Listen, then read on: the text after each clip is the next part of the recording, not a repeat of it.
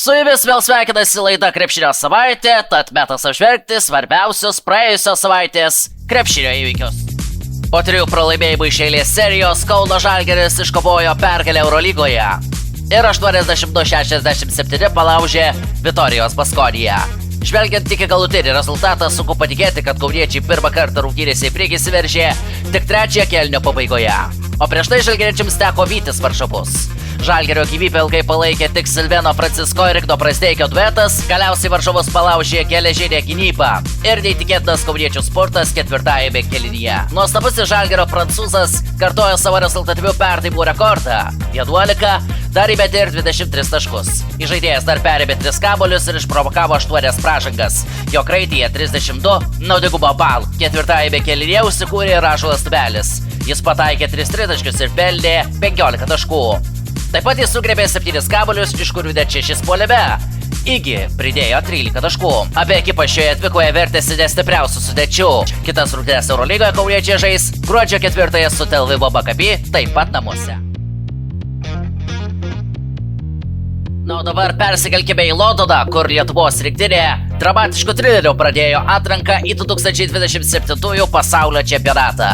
3 Igno Sargino tritaškiai per paskutinės 10 sekundžių, tarp kurių ir lemiamas sulig finalinė sirena, lėmė mūsiškių dramatišką pergalę 89-88. Dabar pasižiūrėkime, kaip atrodė įspūdinga Igno Sargino pergalinga bomba. Ilgai ieško ir klysta. Klysta Didžioji Britanija, Sargiūnas išlapai.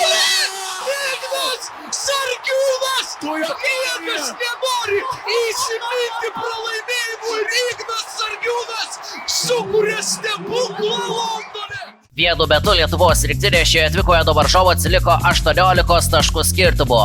Vis dėlto 3 kėlinio pabaigoje mūsiškiai pirmą kartą išsiveržė į priekį. Na, o pati rungtynių pabaiga buvo tikras nervų karas, o jame labiausiai spindėjo Ignas Sargiūnas, pataikęs 3 tritaškius, iš kurių paskutinį jūs galėjote matyti ką tik. Likus žaisti 15 sekundžių, Lietuvos rinktinė nuo varžovo atsiliko 7 taškais.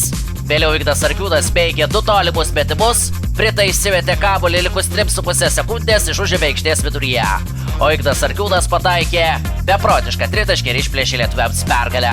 Lietuviai iškovojo stebuklingą pergalę, nepaisant to, kad šioje dvikoje suklydo net 26 kartus. Tiesa, mūsiškiai dominavo po krepšiu ir atkovojo 44 kamuolius, kol varžovai tą darė 33 sykius. Ignas Sargiūnas nugalėtojams pelnė 27 taškus, pataikė 4 tritaškius iš 8, įskaitant ir 3 paskutinius per rungtynių pabaigą. Gyčio Radzevičiaus kraityje 16 taškų. Kita šios atrankos rungtynės mūsiškiai lapkričio 30-ąją žais su Italijos krepšininkais. O laidą šiandien pabaigsime paklausydami Igno Sargiūno emocijų po įspūdingos pergalės. Iki pasimatymo kitose laidose. Laimėjom šiaip ir laimėjom. Nežinau. Neįtikėtina, žemą gavosi, nepasidavėm.